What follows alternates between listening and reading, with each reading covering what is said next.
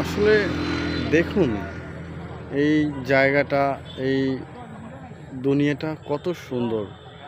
এই একটা সুন্দর একটা দুনিয়া থেকে আপনার সুন্দর জীবন আপনি এভাবে মাদক সেবন করে আপনি শেষ করে দিচ্ছেন। একবার ভাবুন, দেখুন যে আসলে কত সুন্দর আপনার দুনিয়া, মানে আপনার আশেপাশের পরিবেশগুলো।